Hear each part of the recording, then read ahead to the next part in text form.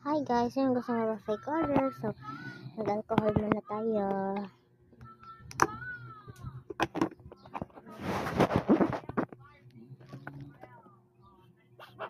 Ito mahal yung ating alcohol.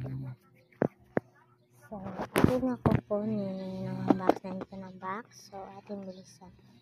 Katayan ito para kay Ate Donna. Sabi niya kasi magpapa-fake order siya. Hindi niya kasi ito kaya. Ito din sticker. Sticker para sa kanya.